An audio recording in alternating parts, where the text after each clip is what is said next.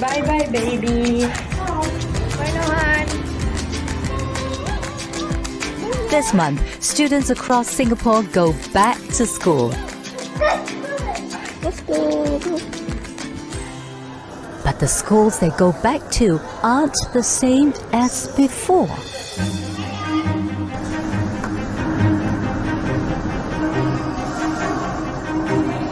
Reminder, your mask has to be on at all times.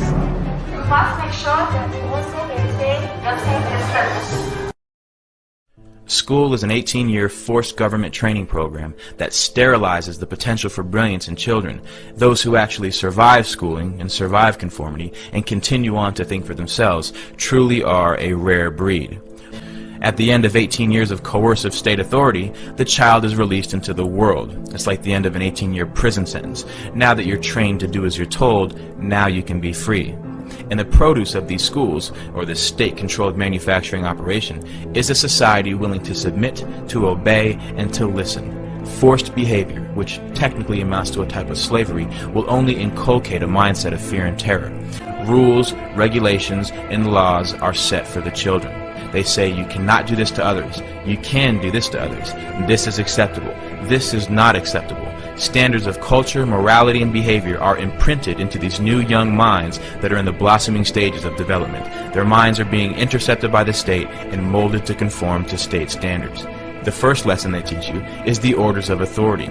The second lesson is to work with each other to achieve the desired ends of those in control. If a group of children are taught to engage in the same behavior regardless of what they want to do, then they will never fight back as adults. And this is your group of tenants who will live in roaches and never call the health inspector. This is your group of workers who surrender their lives to the corporation who tells them how to dress, how to speak. This is nothing new. These are the fruit. What is school for? School was about teaching obedience. It was to train people to be willing to work in the factory. It was to train people to behave, to comply, to fit in. We process you for a whole year. If you are defective, we hold you back and process you again. We sit you in straight rows, just like they organize things in the factory. We build a system all about interchangeable people. They needed to train us to become consumers. Myth 1, great performance in school leads to happiness and success. And 2, great parents have kids who produce great performance in school. If that's not true, we should stop telling ourselves it is. Are we asking our kids to collect dots or connect dots? Why wouldn't we want to teach our kids to figure it out? You can only do it by putting kids into a situation where they can fail.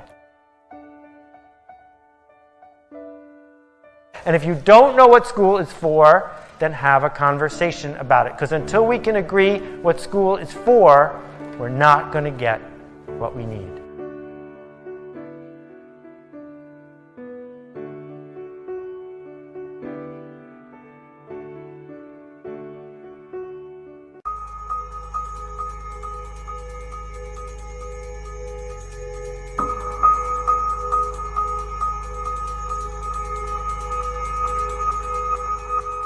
From its fruition, the United States of America represented a breakaway from regimentation, defying what was, at the time, the greatest military on Earth. This new world was the stomping ground for early pioneers to seek meaning in the great unknown, to discover purpose in the face of new challenges, and to achieve the unachievable. In the beginning, there was the individual. There were families. There were communities. And then, rather suddenly, the new world regressed into the ways of old, cycling backwards with the advent of compulsory schooling under a central government monopoly, conditioning warehoused children to grow into warehoused adults.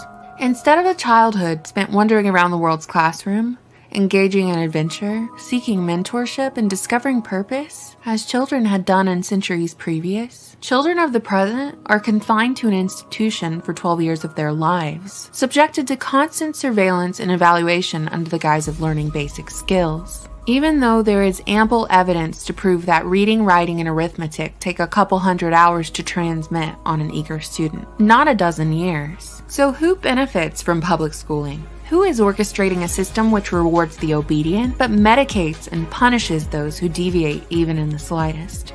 Who is funding this hidden curriculum?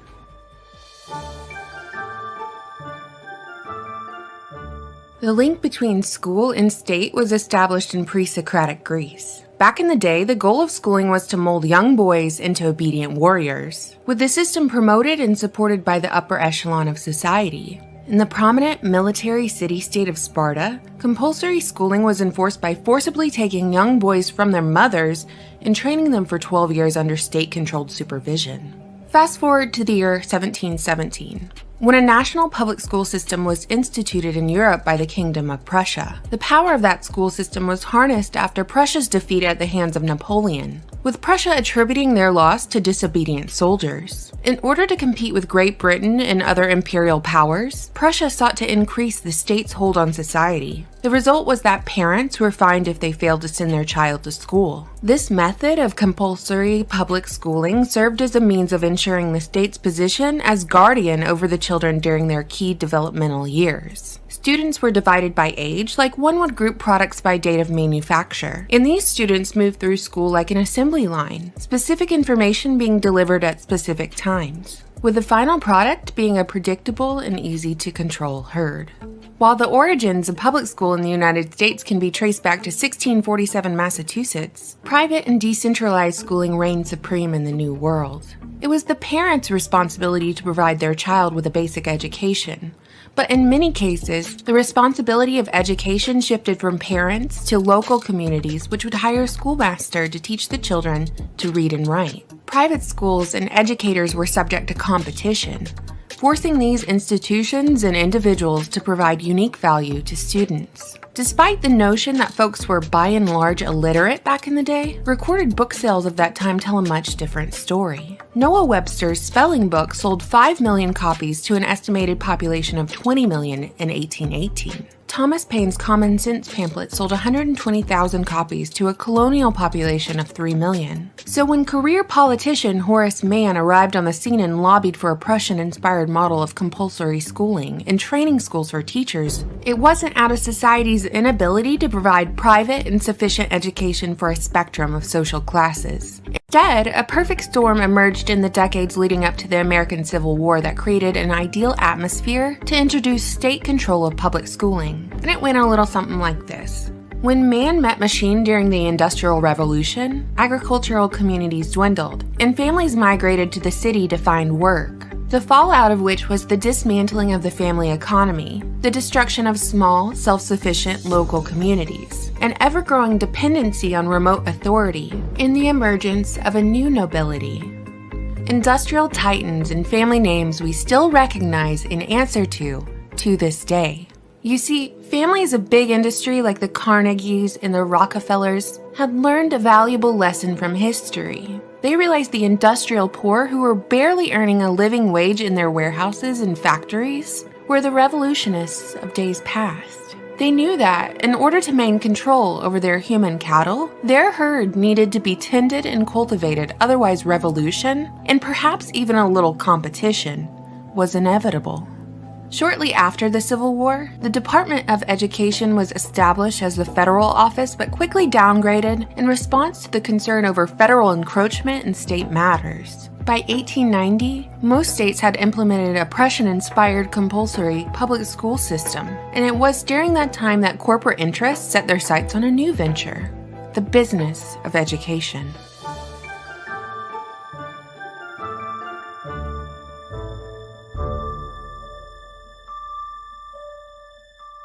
Philanthropy is, by definition, the desire to promote the welfare of others, expressed especially by the generous donation of money to good causes. It should be stated that philanthropic institutions have undoubtedly done some good for someone out there. But if we study the patterns of history, an obvious truth emerges. Philanthropy is essential for establishing familial power. In the case of the Rockefellers, philanthropy has served as a vehicle to shape public reputation. And this favorable reputation has proved more powerful than any tool that could be purchased. The illusion of benevolence allows select families, not elected officials, sway over public affairs.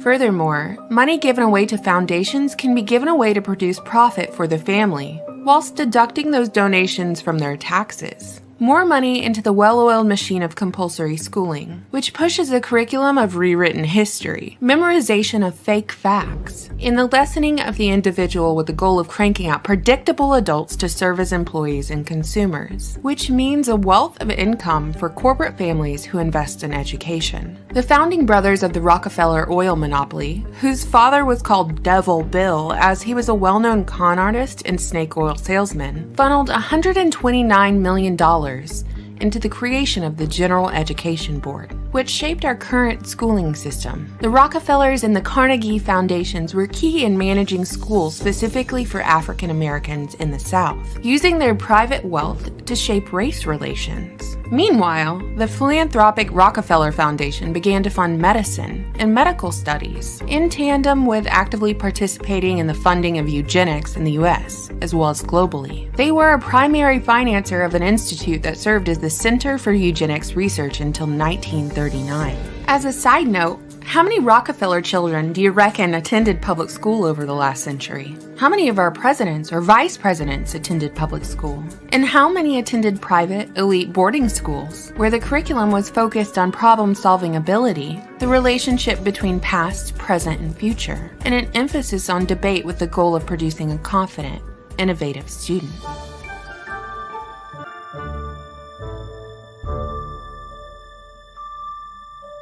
While the public school system was initially intended to be controlled by local governments within the states, as the years progressed, corporate advocates pushed for more consolidation and greater centralization of education. The full-on government takeover of taxpayer-funded education didn't all happen at once, of course.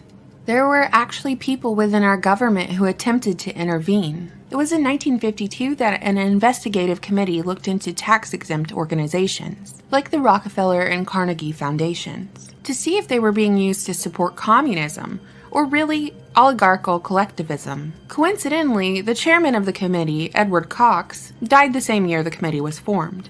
It should be noted that the committee itself disbanded prematurely and without action despite its findings, which revealed that foundations had been using their influence to rewrite American history found in public school textbooks. However, the corporations running these foundations with interlocking board members managed to dodge any repercussions of their subversive activities by claiming the committee was criticizing free thought. In fact, the same year the committee released their findings, a member of the Rockefeller family, Nelson Rockefeller, became the Secretary of Health, Education, and Welfare, and he later went on to be the Vice President of the United States.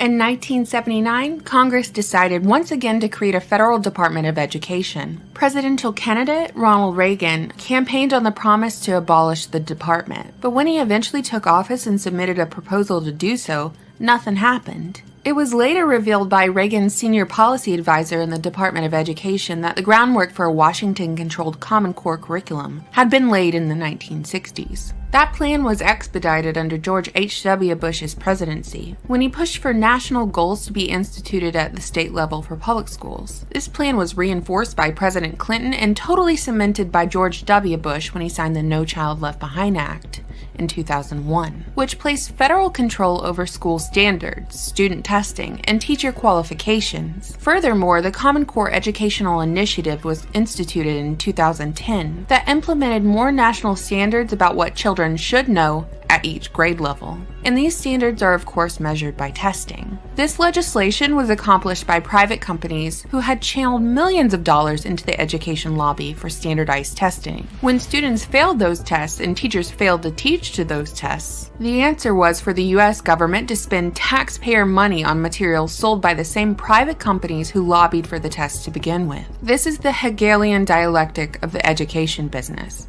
and it has been effective in solidifying corporate control over schooling, as well as churning out a bulk of the population who is alike, as they have been tested on the same material which was taught to them at the same time, in the same format, at the same juncture of all their lives. Over the last few decades, the Rockefeller, Ford, and Carnegie Foundations have been joined by other corporate juggernauts in their domination of the student's mind. Though it should be noted that while a distinction between these foundations exists, they all have interlocking board members and incestuous connections. The Walton family of the Walmart empire, with its talents also in central banking, has invested over $1 billion in the education system, only surpassed by the Gates Foundation, headed by Bill and Melinda Gates of Microsoft, who, like the Rockefellers, not only deals in alleged eugenics programs disguised as medical research, but also directly funds Common Core, paying to develop the standards and the tests. Is the Gates Foundation doing this out of the goodness of their heart, or do they own a stake in the big data businesses to which the Department of Education directs the bulk of its outsourcing? To top it all off, Pearson, a British textbook company, is the primary provider of textbooks for United States public schools.